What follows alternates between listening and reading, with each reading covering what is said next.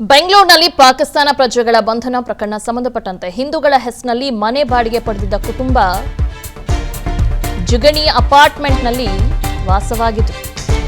ನಕಲಿ ಪಾಸ್ಪೋರ್ಟ್ ಕೇಸಲ್ಲಿ ಚೆನ್ನೈನಲ್ಲಿ ಇಬ್ಬರು ಅರೆಸ್ಟ್ ಆಗಿದ್ದಾರೆ.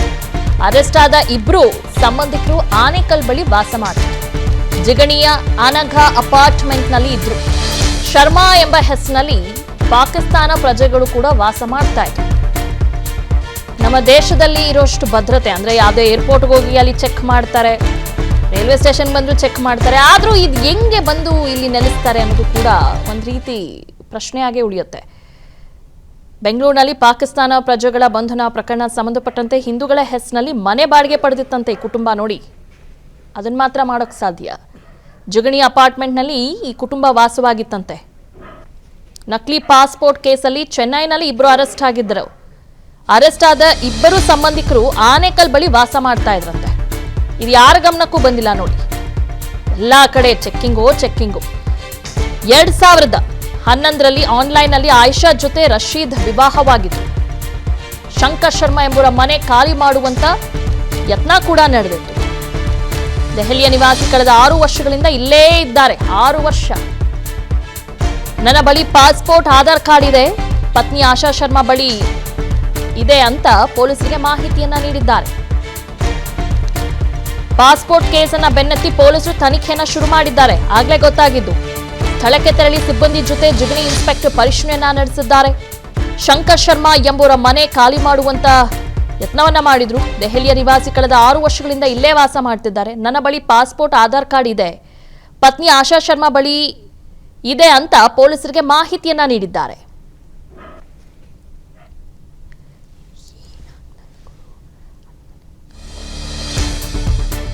ಇನ್ನು 2011ರಲ್ಲಿ ಆನ್ಲೈನ್ ನಲ್ಲಿ ಆಯಿಷಾ ಜೊತೆ ರಶೀದ್ ವಿವಾಹದ ವೇಳೆ ಬಾಂಗ್ಲಾದೇಶದಲ್ಲಿ ಆಯಿಷಾ ಇದ್ರಂತೆ. ಪಾಕ್ನಲ್ಲಿ ಹೆಚ್ಚಾಗಿದ್ದ ಮುಸ್ಲಿಂ ಧರ್ಮಗುರುಗಳ ಉಪಟಳ. ಪಾಕ್ ತೊರೆದು ಬಾಂಗ್ಲಾದೇಶದ ಪತ್ನಿ ಜೊತೆ ರಶೀದ್ ಕೂಡ ಸೇರಿದ್ದ. ಇದೇ ವೇಳೆ ರಶೀದ್ ಮೇಲೆ ಮೂಲಭೂತವಾದಿಗಳು ದಾಳಿಯನ್ನ ಮಾಡಿದ್ರು.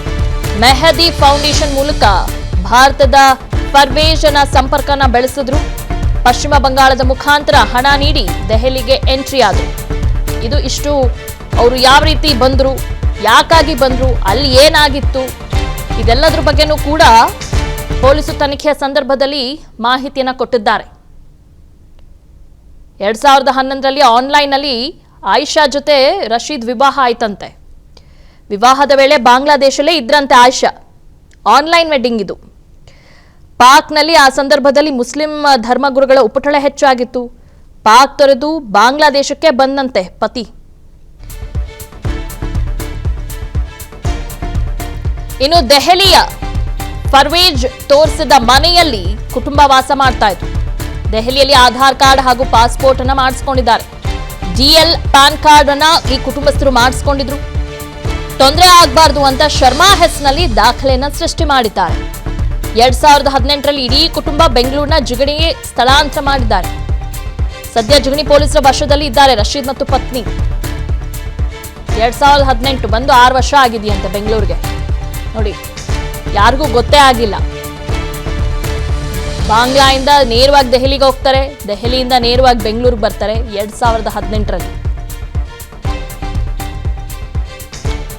ಎಲ್ಲಾದ್ರ ಬಗ್ಗೆ ಡೀಟೇಲ್ಸ್ ನ ನೀಡ್ತಾರೆ ನಮ್ಮ ಆನೇಕಲ್ ಪ್ರತಿನಿಧಿ ಅಂಬರೀಶ್. ಈಗ ಸಾಮಾನ್ಯವಾಗಿ ಈಗ ಏರ್ಪೋರ್ಟ್ ಬಳಿ ಆಗಿರ್ಬೋದು, ನಾವು ರೈಲ್ವೆ ಸ್ಟೇಷನ್ ಬಳಿ ಆಗಿರ್ಬೋದು, ಎಲ್ಲೇ ಹೋದ್ರೂ ಕೂಡ ಪ್ರತಿಯೊಂದು ಅಷ್ಟು ಸ್ಟ್ರಿಕ್ಟ್ ಆಗಿ ಚೆಕ್ ಮಾಡ್ತಾರೆ.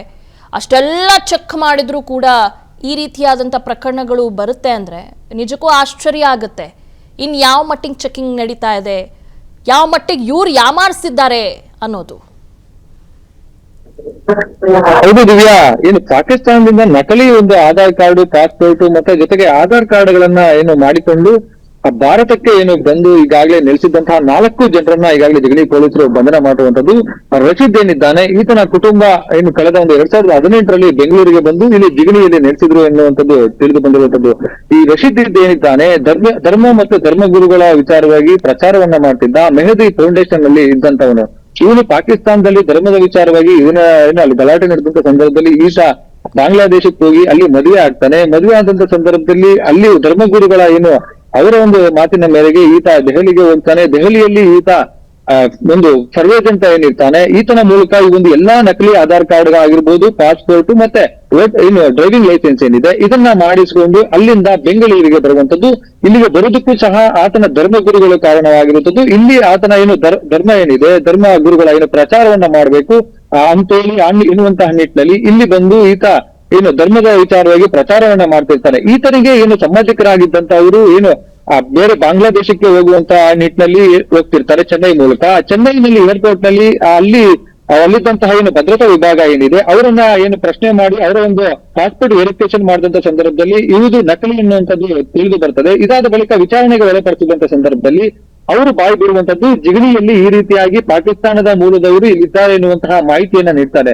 ಈ ಒಂದು ಹಿನ್ನೆಲೆಯಲ್ಲಿ ಜಿಗಣಿ ಪೊಲೀಸ್ ಠಾಣೆಯ ಇನ್ಸ್ಪೆಕ್ಟರ್ ಮಂಜುನಾಥ್ ಏನಿದ್ದಾರೆ ಇವರ ನೇತೃತ್ವದ ತಂಡ ನಿನ್ನೆ ದಾಳಿಯನ್ನ ಮಾಡಿ ಅವರನ್ನ ವಶಕ್ಕೆ ಪಡೆದು ಈಗ ಏನು ಶರ್ಮ ಅಂತ ಹೇಳಿ ಹೆಸರನ್ನ ಬದಲಾಯಿಸಿಕೊಂಡಿರ್ತಾರೆ, ಮತ್ತೆ ಆಯಿಷಾ ಅಂತ ಇರ್ತಾರೆ, ಅವರು ಆಶಾ ಅಂತ ಹೇಳಿ ಹೆಸರು ಬದಲಾಯಿಸಿಕೊಂಡಿರ್ತಾರೆ.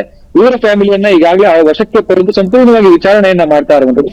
ಇವರು ಧಾರ್ಮಿಕ ಏನು ಧರ್ಮದ ವಿಚಾರವಾಗಿ ಪ್ರಚಾರವನ್ನ ಮಾಡ್ತಿದ್ವು ಅಥವಾ ವಿಧ್ವಂಸಕ ಕೃತ್ಯಗಳಿಗೆ ಏನಾದ್ರೂ ಸಂಚಲನ ಹುಟ್ಟಿದ್ರು ಅನ್ನುವಂತ ನಿಟ್ಟಿನಲ್ಲಿ ಈಗಾಗಲೇ ತನಿಖೆಯನ್ನ ನಡೆಸ್ತಾ ಇರುವಂತದ್ದು. ದಿವ್ಯಾ, ಓಕೆ, ಥ್ಯಾಂಕ್ ಯು ತಮ್ಮೆಲ್ಲ ಮಾಹಿತಿಗಾಗಿ. ಅನುಕ್ಷಣದ ಸುದ್ದಿಗಳಿಗಾಗಿ ವಿಸ್ತಾರ ನ್ಯೂಸ್ ಯೂಟ್ಯೂಬ್ ಚಾನೆಲ್ ಸಬ್ಸ್ಕ್ರೈಬ್ ಮಾಡಿ.